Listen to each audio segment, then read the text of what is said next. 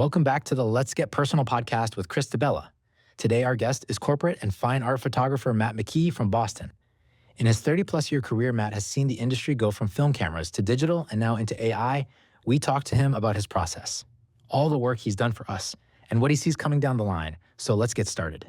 Well, we're joined in the office today by Matt McKee, photographer, on our next episode, Let's Get Personal. Matt, we've worked together personally, and I can't wait to jump into your story, some of my personal experiences, and you're just an all-around fun guy to have around, so thank you for joining us. My pleasure. I'm looking forward to this. Yeah, no, it's great. And so I mean, you have some background podcasting yourself. Yeah. We were just talking about that you did it kind of as something to do during the pandemic. Obviously, very creative outlet. I love doing these things. Yeah. But happy to have you on board today, and just want to, simply jump into, how do you get into photography? When did it happen? How do you jump into that? I have a picture at home that my mother handed me a few years ago that was me at like 3 years old, and they handed me a Fisher-Price toy camera that I ran around snapping pictures with. About half the audience will know what you're talking about. Yeah. That's a long time I know exactly ago. what you're talking about.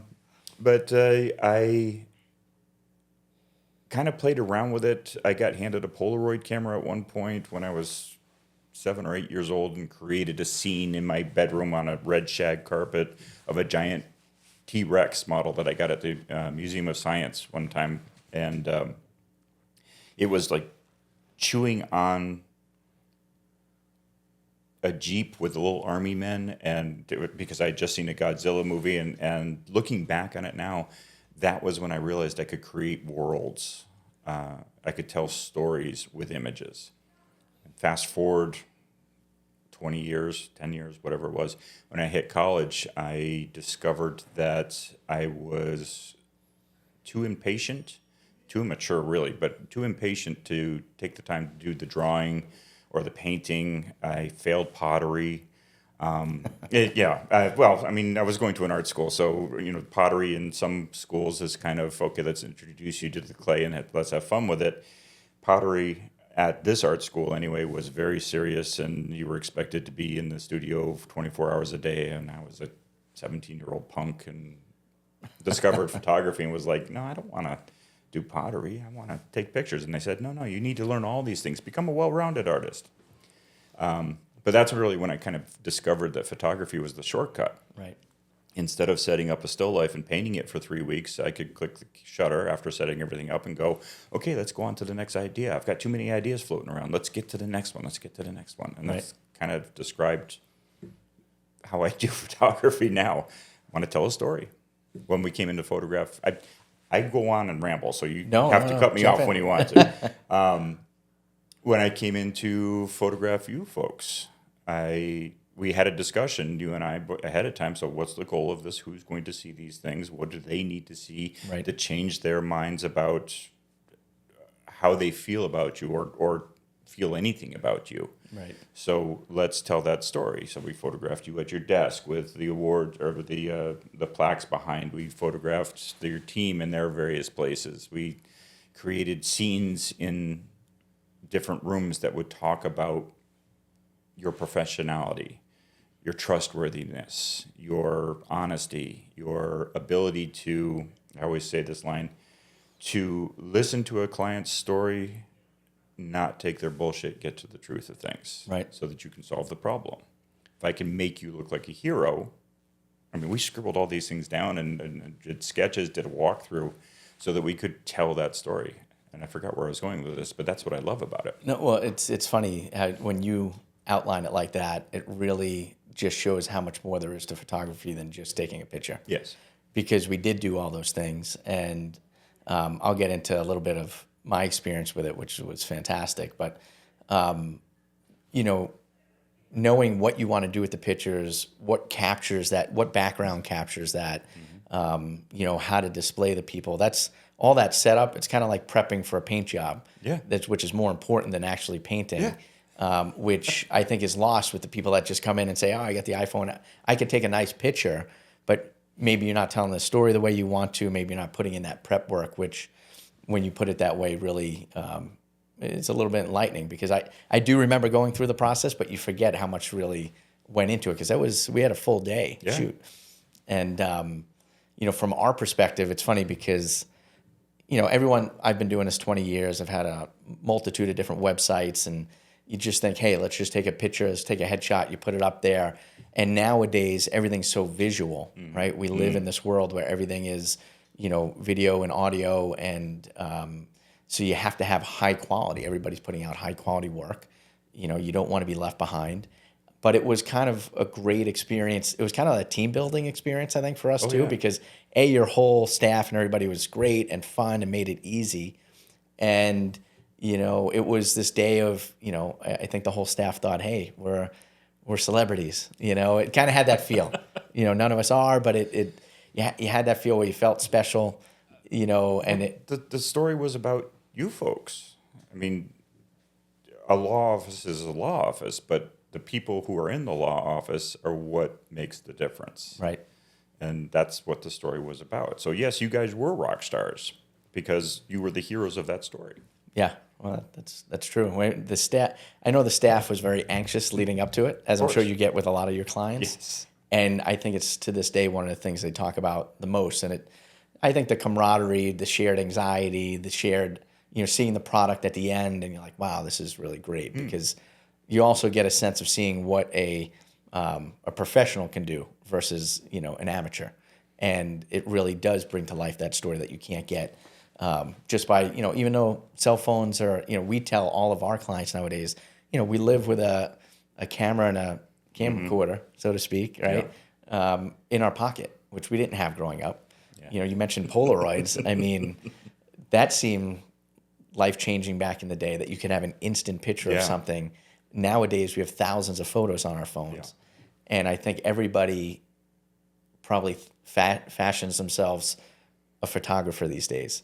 But I think when you put it that way, where there's so much more to telling the story, capturing the moment, rather than just taking a picture, it really does come through in a lot of your work. Thank you. Thank you. But that's great to see how you started from such a early age, because my kids are one's going to college, one's in college, and it's so hard to know what you want to do. I always love when people's story, they kind of know from an early age where they want to go and where their passions are. How can I respond to that one? I think that it's important to explore at a young age and try lots of different things.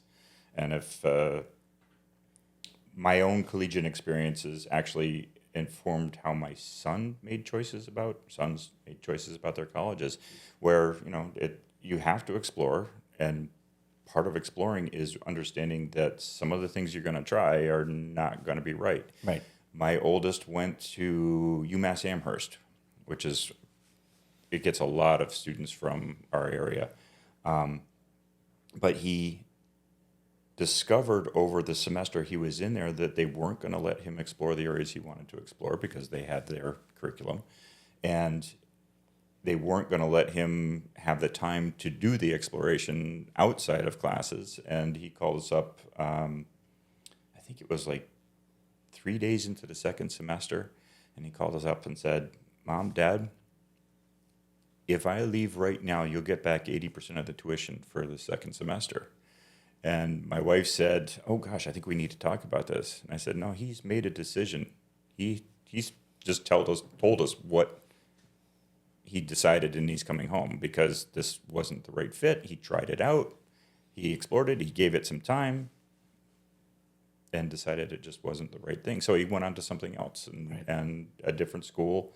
That was also part of the pandemic happened during that, so it got a little bit muddy, but tried a bunch of different things, came back to what he loved, which was actually working in the theatrical arts, doing lights and sound, and has now built himself a career in it. But he had to try these other things.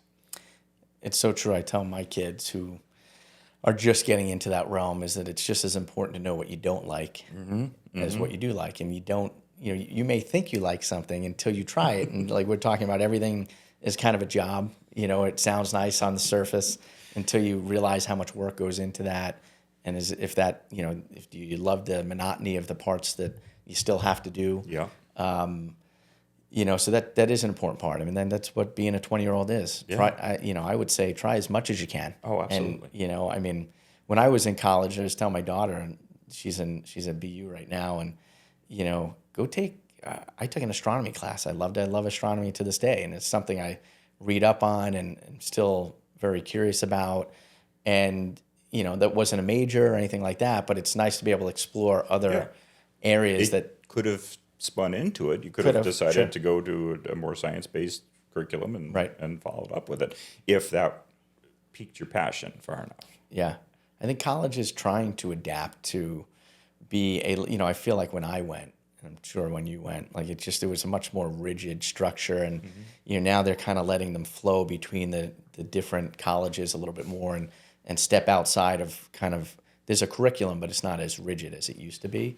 So I think that's important for kids that really don't know. And it's such a, we're digressing onto education, but it's, it's a great life lesson that just try as much as you can, get exposed to as much as you can. And The best advice I heard, I can't remember where I heard it, but if you don't know what you want to study in college, go get an associate's degree, go get something else, go take classes for sure, but Right. don't go to the $80,000, $120,000 a year school, Right. because you can major in partying anywhere and you don't have to pay that much for it. Right. Figure things out. And then when you figure out what your passion is, if you need that education to go further, go get it. Now you have a goal. Right. If you don't have a goal, then you just go explore. Yeah. Yeah, and there's so much pressure on these kids from an early age to have it all figured out. And I just think having a good grasp of life skills, being able to talk to people, being able to how to represent yourself, learning some of the technology that you're going to have to utilize in any field that you go into, just showing up on time. Yeah. Just all those things are very important that Absolutely. no matter what you go into, it's going to be helpful. So, public speaking, which nobody loves to do, but all those things I would jump into if I had to do it over again. It's funny, as I've gotten older, the idea of public speaking doesn't frighten me as much. Yep. I don't know if it's a sort of after you reach a certain age, it's sort of, I don't give a shit anymore. I don't care what they think about it. Let's Right. go out and make an ass of myself because it's fun and someone's going to laugh and that's going to be good enough. Right. But when I was younger, holy crap, that was terrifying. You even have a great sense of humor, which came through during the shoot, and it made a very, I think for some of the staff, very stressful moment. Let them put their guard down, and which is also so important to get the pictures that you want to tell the story that you want, because it lets people release their anxiety, be their true self, and it comes across a little bit better in the picture. But that's something I vividly remember from our shoot, that you're just very playful and created that, kept it professional, but also kind of disarmed us when we were going through it. And that was on purpose. Yeah. That was very much, I had someone describe a session with me as both an improv class and a psychiatrist's guidebook. Right. Because I'm guiding you to forget about the fact that, going back to everyone running around with a phone in their pocket, it means that, they're very conscious of that one photograph that they took. Right. It's the perfect angle, and so they're very conscious of it. When I sit down for a session with somebody, for even a simple headshot session, there's 40, 80, 120, 500 images that I'll shoot, because I want you to screw up. So we can go over and look at it and giggle to ourselves about, between each other. Okay, that didn't work. Don't turn your head that way next time. Cool. We can go back in there. They can see that they can make a mistake and it's not going to impact them. And then it goes away. Right. And then they come back and they're relaxed a little bit more and they're ready to play a little bit more. And then the real them comes out, them on their best day in front of their best audience. Right. And that's when we got cold. But it's all, as playful as I am on a photo shoot, I'm always thinking about, okay, what's going to be the hook to get Chris to look powerful and trustworthy and all these different keywords, at the same time not make him look like a stiff bump behind his desk. Right. Yeah, and everyone's different, right? Everyone has different triggers and different ways to get that out of them. So that's a project unto itself. Absolutely. Right? Absolutely. One of the things I'd love to get your what your thoughts are on is, obviously we talked about Polaroids, and obviously you must have developed film at one point, and now, we have digital, and now we have AI creeping in. But how have you seen photography change in the last 20, 30 years? And how has it impacted, what you're doing day to day? It's weird. There are cycles that take place, and things go in fashion and out of fashion. At one point, everything was very lit, like it was looking like the old set. Now I'm dating myself again. The old sets on a soap opera where there's a perfect hair light behind everybody, no matter where they're standing in the room. There's always that perfect Right. 3-point lighting set up, and then it went to more naturalistic. Then it went back the other direction where it was all hyper colors. I mean, I think that one of the themes that has always run true is it's this balance between got to get attention with these images, so hence the bright colors of the 90s and the aughts, and being authentic. Right. So if you've overlit something, if it feels very, oh, look, they have a softbox over on that side over there, and they have a key light behind them or whatever, if it looks very obvious, then it takes away from the authenticity of it. It starts feeling like a set. Right. So the authenticity is always the through line. And how has, obviously your day must have changed a lot. You must have, if you spend a lot of time developing film versus now you're probably spending a lot more time editing or going through hundreds of photos that you didn't take, in the past. And now the sheer volume and Oh, yeah. saving that and, just getting through all those photos to get back to the person has to be a much different type of work schedule than you had initially. Yeah, very much so. The joke is in the film days, I would send off, we shot a lot of transparencies, a lot of slides. We would send it off to the lab. The lab's responsible for making sure the color is accurate. And then we send it to the client, and the client is responsible for the scans and the Ruby lists and all the other technical terms that I've forgotten over the years. But I was not responsible for the color other than initially. Now I'm responsible for everything that's in the photograph, which is another reason why I plan so much ahead of time, is everything in the photograph has to be on purpose. Right. So, yes, we can retouch out that light switch behind your head if you want, but better that we shoot it and just turn a little bit and get rid of the light switch. Right. It's easier. But yeah, there's a lot more responsibility on the photographer to deliver the final product. And have you utilized AI? Do you see AI playing a role in photography, even if you're not utilizing it? I use it as a tool. I'm not generating AI images. I've played around a little bit with generating backgrounds, and generally because of how much control I want to tell my story, I have not found AI to be that helpful for me in that aspect. Right. Cleaning up skin, it's pretty good at that. Doing masks, cutting somebody out so that you can darken the background or change the background entirely. That's where AI kind of really shines to me. Right. I don't need it to create the image for me because I want to make those choices. But I want it to help me to streamline the stuff. Like I hate retouching hair. Right. Yeah. Well, that's we try and use it the same way to kind of just eliminate monotonous tasks, Yeah. but obviously you want to keep the artistic element of what you're doing. You want to keep control over it. Yeah. If it's creating for you, then number one, you have no more role in the process. But number two, it's not your image anymore. You didn't work for it. Right. You didn't have that intentionality. So another running gag throughout the years has been, yes, the person who has a high net worth job went out and bought the state-of-the-art camera and he captured a sunset or he captured some image. Can he do that image again? Does he understand why it worked? Does he understand why that image is important or not important, or what? If he can't describe that, then he can't repeat it, which means he can't produce. He's not going to tell a story. He's going to get lucky. Yeah. And there's nothing wrong with being lucky.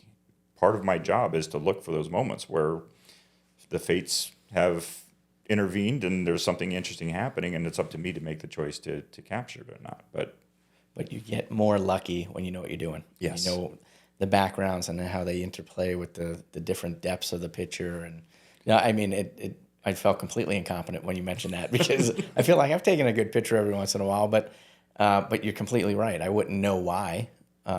It kind of came out well, and I sure as hell probably wouldn't have been able to reproduce it if I wanted to. But that's really interesting when you put it that way.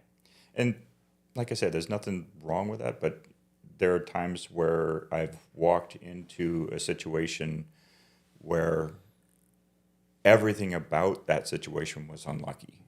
Right. It was bad room to begin with that we're trying to photograph in. There's nothing there to help us tell the story.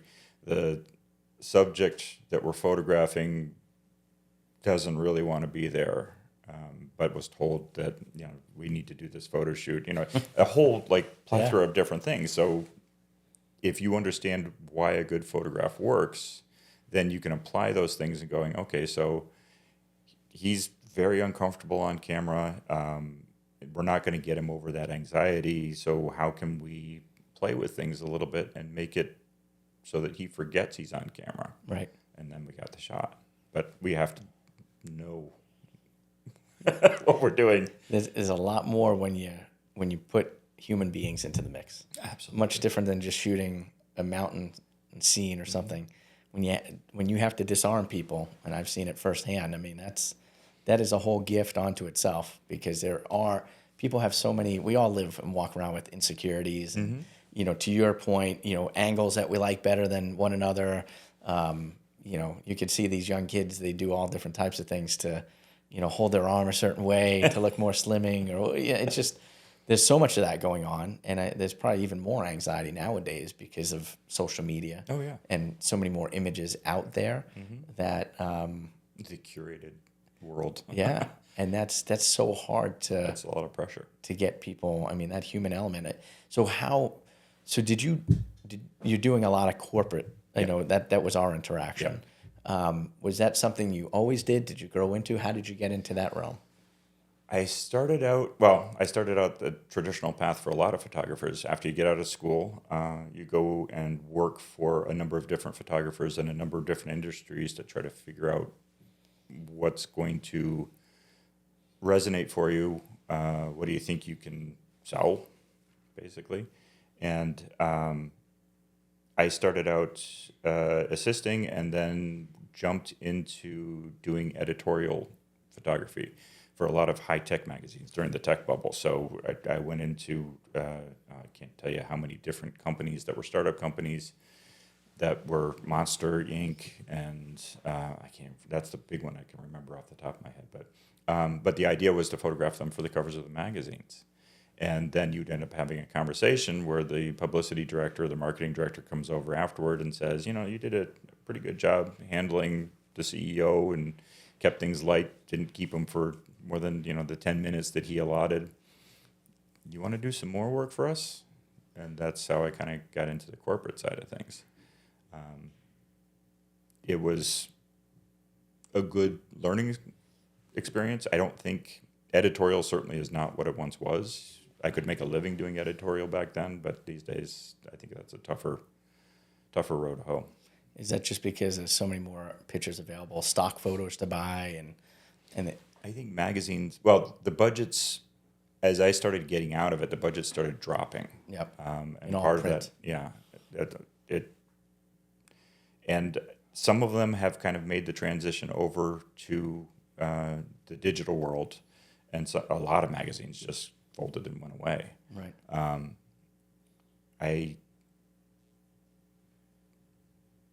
The ones that did not fold and go away, a lot of them got sucked up by big corporations that started putting together these huge contracts that did not favor the small business person who's just going around, I want to create images all day. And so it became very difficult to bill for the time and the supplies that went into doing these editorial shoots. So that's when I figured out that the corporate world had bigger budgets, had money to play with. They were willing to invest in these images, versus I think magazines at the end, it started to feel like we know this is a throwaway culture. We know that this, this cover shot we're going to do is going to be there for a month on the newsstand and then it's gone. So True. Yeah. how much do we really want to spend on this? Right. We're just trying to sell ads. So I would much rather try to sell the company than try to sell ads. Right. And so how did you make that transition and you did that simultaneously with going out on your own? Yeah, pretty much. Yeah. So this is in the late 90s, I think. Yeah, late 90s, 98, something like that. Do you have a first account and you're like, this is where I'm going to make my niche? Or I got, here's that word lucky again. I got lucky in that I found some people early on through either other connections or through, there were a couple times where a photographer threw me a gig that did not have the budget for the kind of production that they would put together. So let's try something different, that kind of thing. And a lot of it was word of mouth in the beginning. And some of it was the people I photographed for the magazines. Those relationships lasted a little bit longer, at least until the .com bubble popped. Then I started to become more conscious of, okay, so meeting people this way worked, meeting people this way did not work. That was back in the time when you could actually do cold calls and people would actually answer the phone. Right. And you could have a conversation with somebody. I learned very quickly that no was a good thing. So I would call somebody up and say, I'm just trying to find out if it makes any sense for us even to start a conversation about photography. Right. If I'm talking to the right person, they would say, well, yeah, it might. If I was talking to the wrong person, no, but you might want to talk to. And it kind of spun from there where I ended up with a bunch of clients that way. It's it's amazing how many skills, transcend industry. And, networking, even for these younger kids is so important. So, and you start your network early on in life and you can only build on it, try and stay in touch with people. It's so much easier to do nowadays, if you can connect, through social media and then just drop a line every once in a while. But those connections and relationships, tend to yield fruit later on. Absolutely. And it's such a powerful tool that I think people don't always realize or take advantage of fully. Yeah. Well, the challenge now is that people don't answer the phone, number one. I mean, everyone's busy, so I kind of understand But everyone's that. so skeptical. Yeah. You get how many spam calls you get a day? God, so it's now ridiculous. if the number's not in your phone, Yeah. you don't answer it. Yeah. But there's also the fire hose effect now with how much information is flowing at you and True. the algorithms on.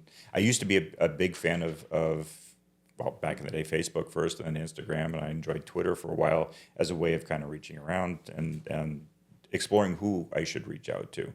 But nowadays, it's as soon as you get in there, the algorithm on any of these social media things is like, oh, you might like cat videos too. No, I'm trying to find out who is handling this, the marketing here and how they're doing it, what their thoughts might be. But we also have this other thing over here of somebody doing the latest dance trend. And by the way, check out this recipe for pork bulgogi. You're going to love it. And of course, eventually You succumb to the algorithm. yeah, I made a great pork bulgogi last night, actually, as a result of that. But so I'm old. I'm certainly not a digital native like my kids are in terms of social media. But even my youngest yesterday, 22, so it's not that young anymore, was like, I haven't been on TikTok in 3 days, Dad. What are you doing? Well, maybe he lost it when I turned it off. He still kept had it? but it was the distraction, the doom scrolling, and he's starting to get wise to the fact that what's productive? Why are you going on there? If you're just going on there for the dopamine hit, you can lose an hour of your life and not even know it. feel any better for it. Yeah. It's And it's oftentimes mindless feel stuff. much worse as a result of it. Right.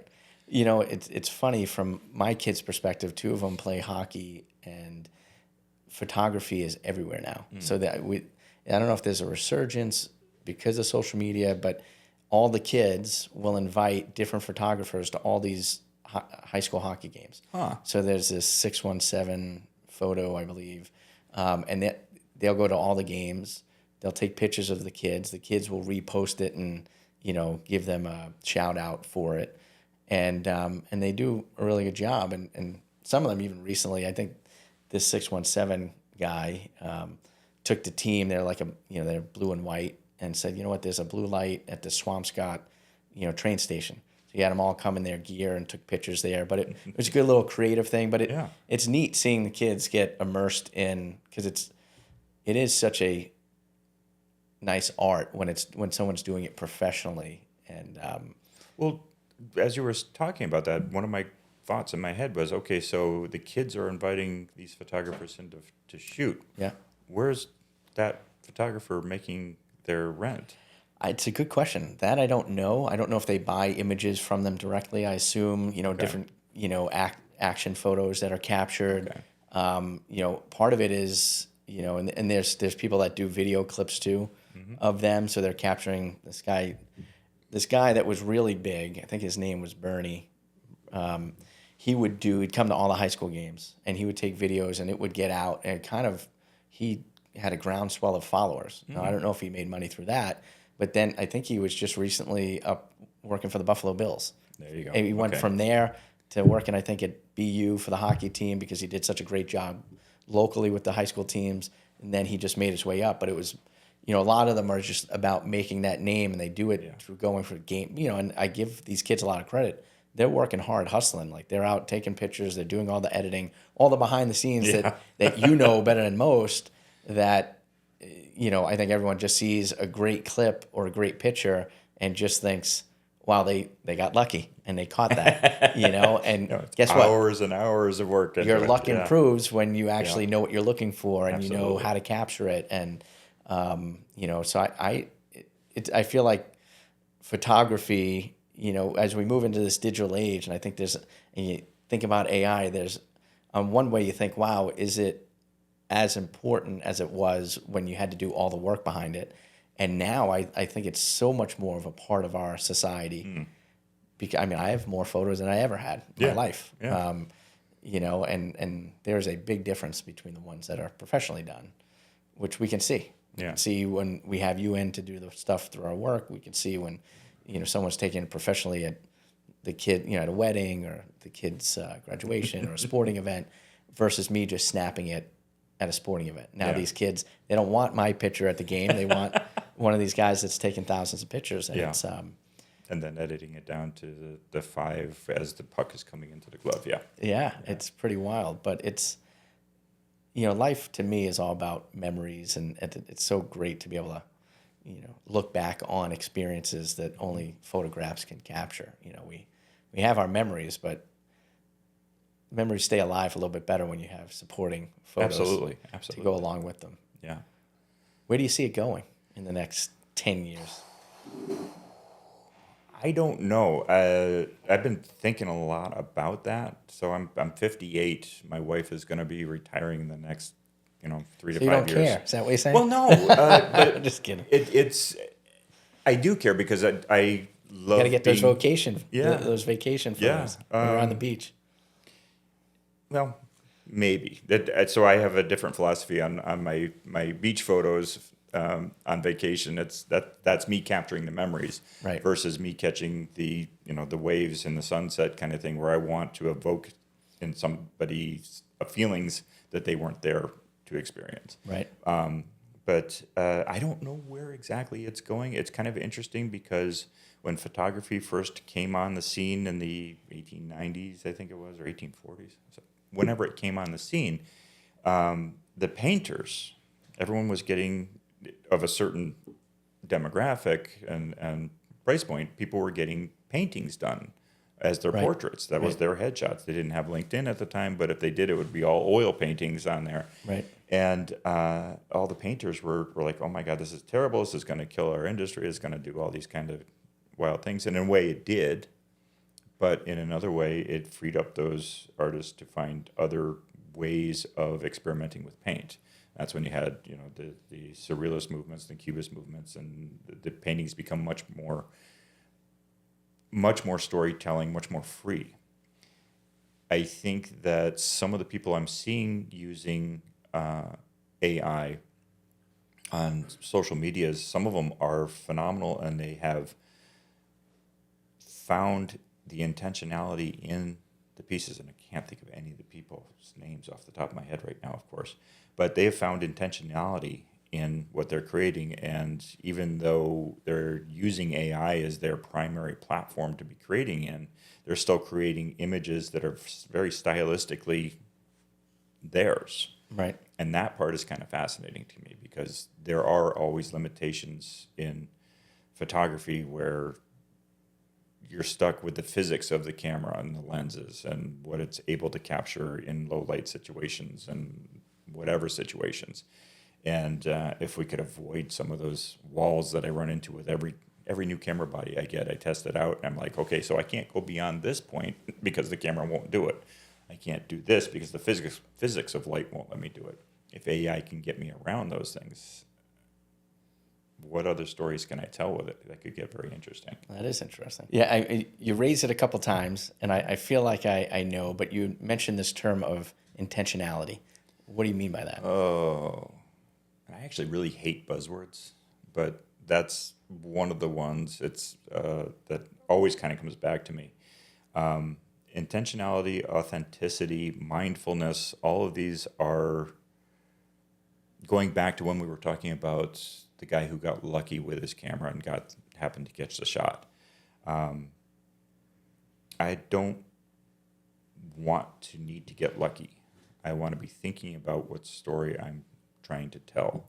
So when I approach a product shot or a people shot or a lifestyle shot or any of these things, I am thinking about who we're telling a story for. What do they need to see to change their perspective? Even just a little bit. What can I create to make that change that has an authentic feel to it? So I don't want to, turn you into a clown in order to make you tell a story. I want it to be you on the other side of the camera. But I want your intentionality to be there to tell your story. Right. I'm using the word in the definition, which is terrible. My wife's an English teacher. She would shoot me for that one. A photographer ages ago told me that everything, according to the audience, everything in that frame, in the photograph, the audience thinks was there on purpose. So when I'm creating an image to tell a story, I'm looking at the background behind you. I usually start there because that's going to build the foundation coming forward. What are you wearing? How are you sitting? What is that telling somebody? If you're slouching, is it because you have a back problem like me, so I'm kind of slouching all the time?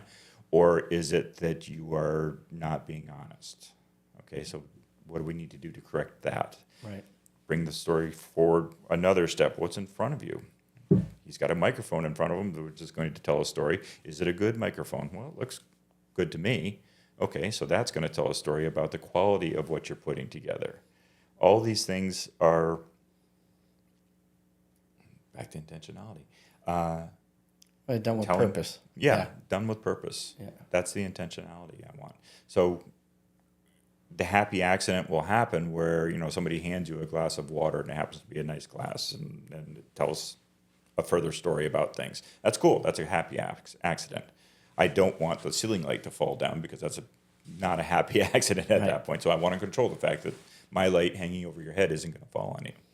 Yeah, I mean, even just on the simplest terms, I think from what you're saying, you come in to do a headshot for me, and you could take a passport photo, stick me up against a blank wall, and take it and put it up on the website. Mm-hmm. But that doesn't really tell much about who I am. But then when you're saying, "Hey, Chris, let's take a walk around the office. Yeah, let's see what the best background is for the audience we're trying to put that picture out for." Here's where we can really talk about intentionality. The headshot behind the desk with the brick wall and the curtains and the diplomas is great for a large presentation on a web page. It's going to suck on LinkedIn.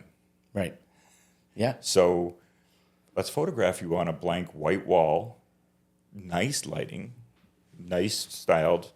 Don't care what you're wearing for pants because we're only going to see, to your top button. Right. So the intentionality there is, okay, we're telling another story, for a different audience, for a different presentation. So let's control for that. So in a lot of ways, and I don't know if you get this through your clients, which I know you did with me really, but you actually have to do a little detective work. You got to know absolutely. who's your audience, what message are we trying to convey, what, is it trust, is it power, is it, approachable, because as you said, the LinkedIn audience is much different than, the guy visiting a website. And the LinkedIn presentation is much different than, so I mean, that all is part and parcel. So where is this image going to live later? I should say that as I had to change that because people were using the images all over the place. What is your primary thing? I can't photograph for every situation in one picture. Right. You certainly can run around and do, 7 different photographs of you for 7 different purposes. But, what's the main reason we're creating this image? Right. Yeah, it is definitely detective work. And sometimes the challenge is when I get a phone call from somebody's assistant who has been told, call up 3 photographers whose work you like and just get numbers from them. My production is going to depend on a whole bunch of questions I'm going to ask, including things like, where it is, how fast it has to be turned around, what kind of budget are we dealing with, have you ever used a makeup artist before? Right. A myriad of different questions. And if that person who called me up has no answers, has no skin in the game, then really hard to put together. That's the word I'm looking for. Well, I was thinking even before the quote, I have to almost envision the shot in my head. So it's more like putting together how I would create this image, and then I can make the quote off of that. Right. But if I don't know why I'm making the image, it's very hard to say how to make the image and then to say what it's going to take to produce it. So you, obviously, with certain things that you've done, if you do 100 law offices, that probably becomes a little bit easier. Depending on the law, right? You end up criminal versus divorce versus you end up PI. understanding the language better, but the ideas are still Dependent on the people and some people want. There was one law firm I did where this isn't a crack on the law firm, but it was an older generation of lawyers in there who had been staring in their conference room at like the oil painting of the founder of, and so they wanted that kind of royal treatment right. in terms of the final image. Versus I'm dealing with some younger lawyers now that are, in their late 20s, early 30s, and they want something much more hip, natural, or they want to go with the stark white background kind of effect. Right. So it's Completely different. yeah. Yeah. So even though what I ended up gaining out of that was a language that we could speak with and understand each other. 'Cause that's always the hardest thing. My job is to climb into your ear, look out through your eyes, and see what you want to see. Right. That's always the biggest challenge. Right. That's a great way to put it. Yeah. So, I mean, from the outside, it looks like a job that somebody would love. Do you love what you do? I still love what I do. Yeah. Not as keen about all the, you were talking about the other things that you have to do, the boring parts of the Yeah. work. I was never very keen on that side of it. But creating images, dealing with people. One of my clients is a community theater, and I started doing posters for them where we do all kinds of Photoshop manipulations and things like that. They gave me basically freedom to, okay, here's what it's about. Here's some ideas we had. How can we make these real? How can we put butts in seats so we know who we're getting? We know why we're trying to bring them in. We know some general rules of what makes a good poster presentation because you're only going to be looking at it for 5 seconds as you walk past the poster. And that has been the most fun. I've been doing it now for close to 30 years for this company. And every year we come up with new wild things to do. The actors are involved in it.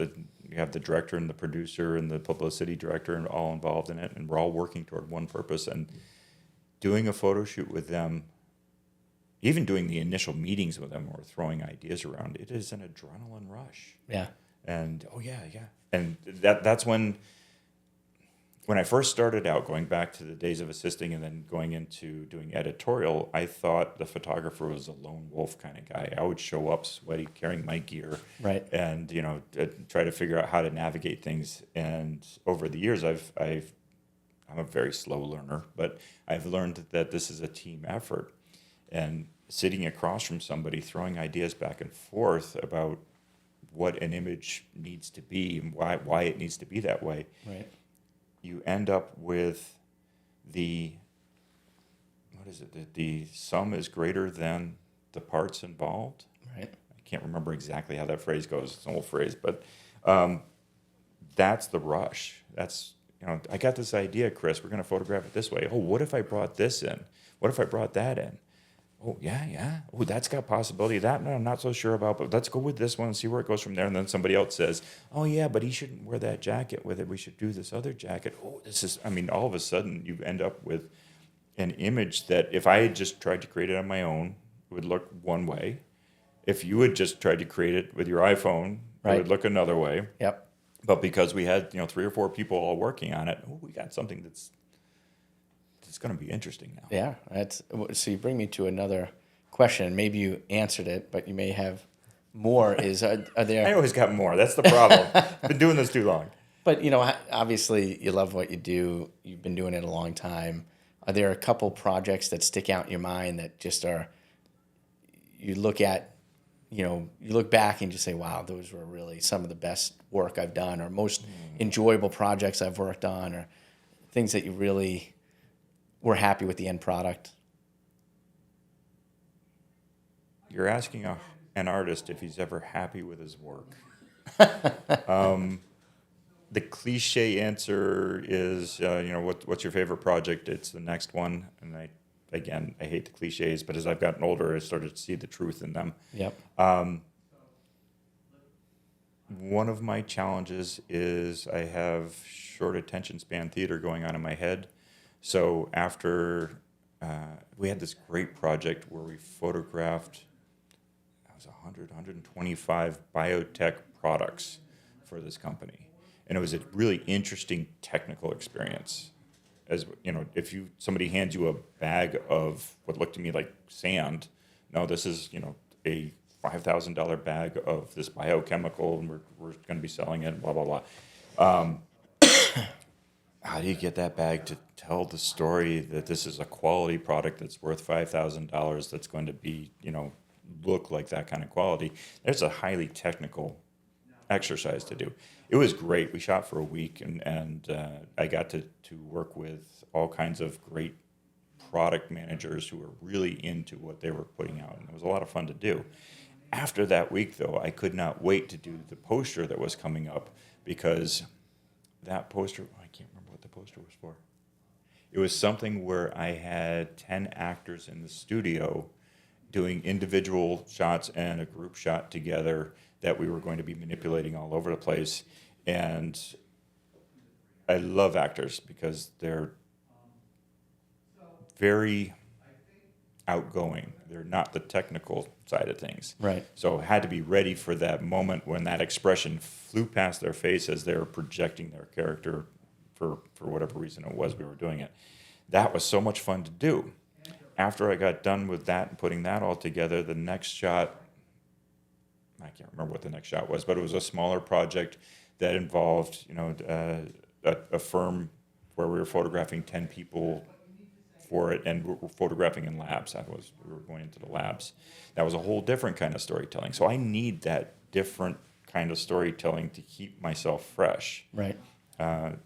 From the beginning of my career, people are like, are you a people photographer? Are you a product photographer? Are you a corporate lifestyle photographer? I just want to tell a story, man. let's go tell a story. This sounds callous, but I don't really care what the product is, if it's a person or a light bulb or whatever. It's the next one that's coming down the pike where I can say, okay, this is the story that I haven't told yet. This is the story that, even if it's a product that I've photographed for the last 15 years, and I've got some clients that are that way, let's find a new way to do it. Let's find a different way to tell that story. Let's find something interesting about it. That's what I love. And the constant change from that to, okay, let's photograph the headshot. And I find the same thing in my practice because every case is different.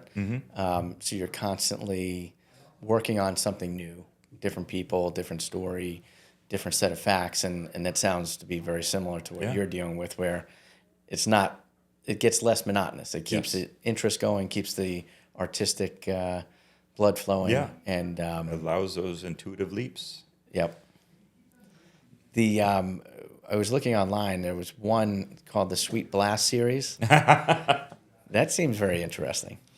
So, parallel to my corporate photography career, I've had to, that's the right way of putting it. I have had to have personal projects that are ideas that I can't imagine ever quite making it to a corporate setting in terms of, a direct line kind of thing. No one's going to hire me to photograph a hand grenade top in a lemon or a banana.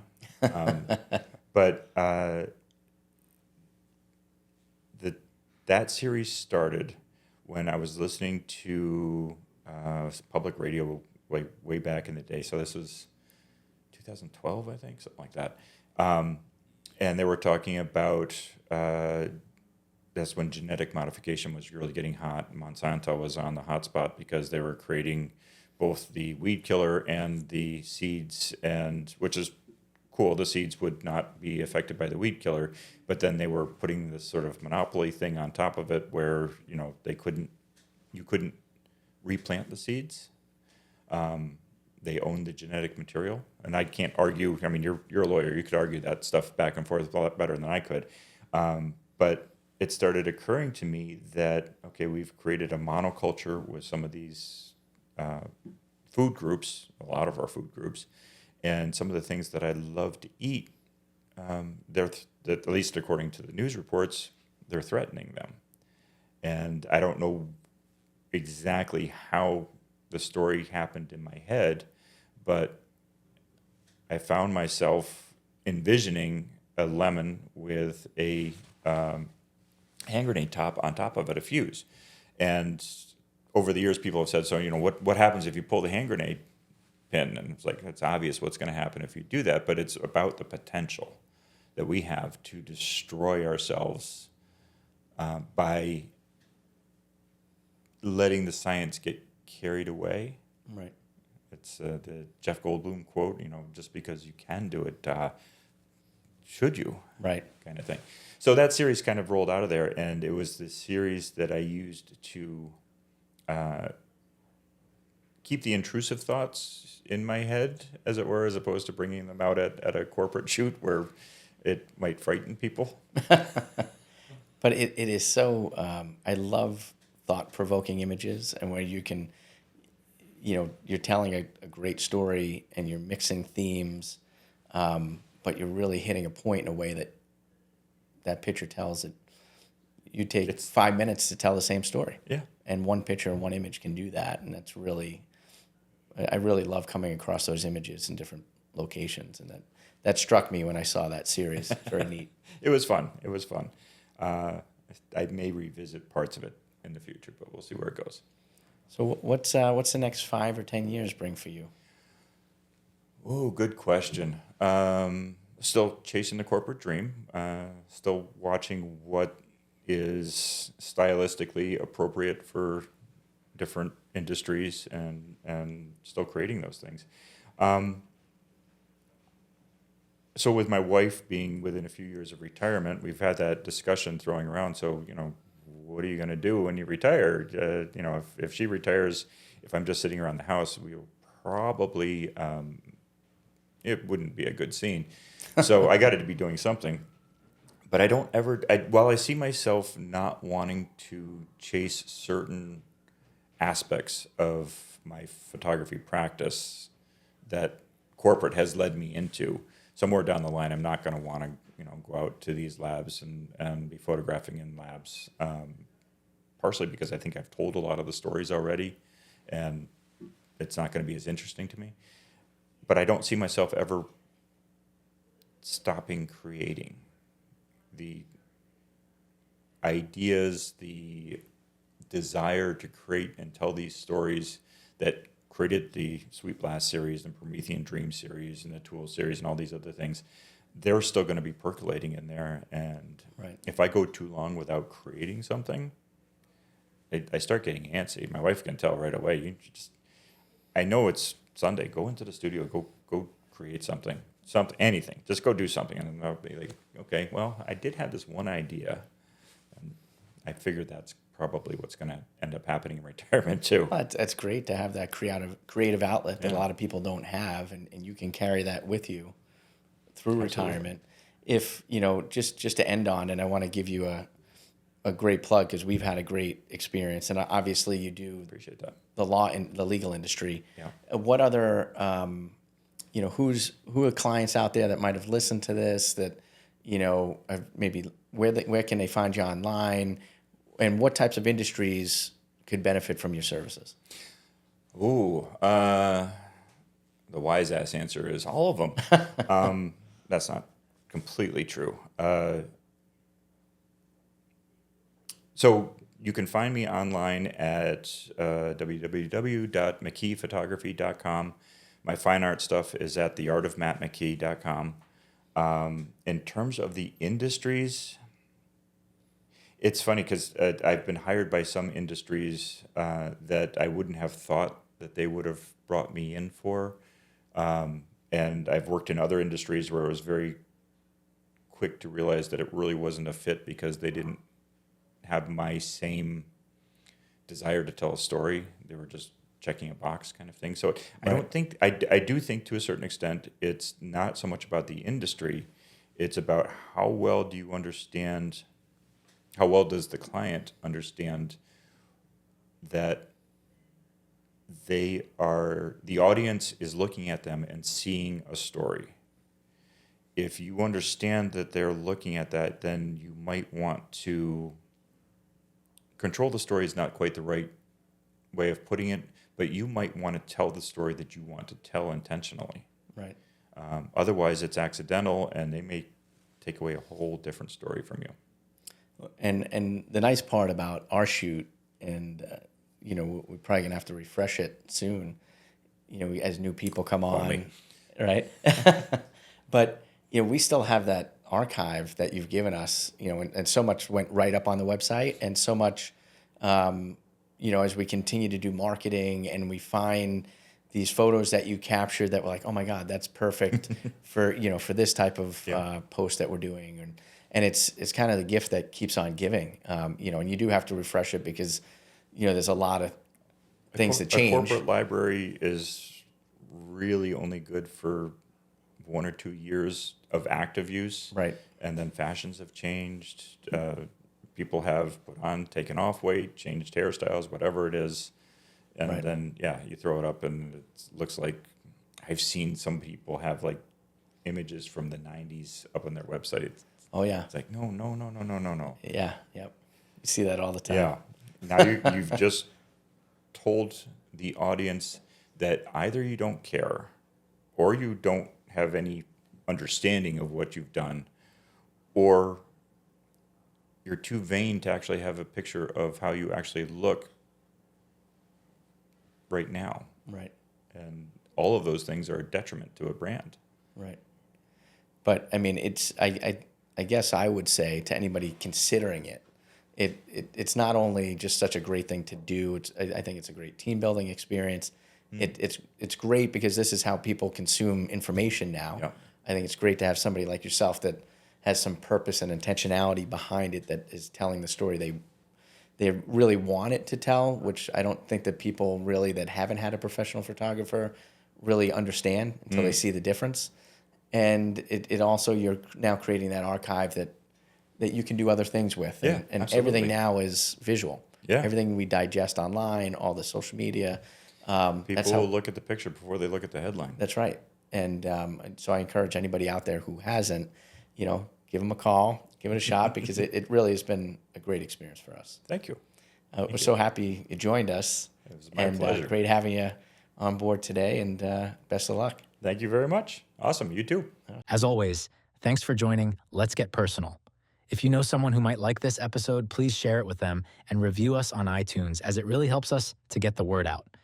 And don't forget to like and subscribe to Let's Get Personal with Chris DiBella on iTunes, Spotify, or wherever fine podcasts are downloaded.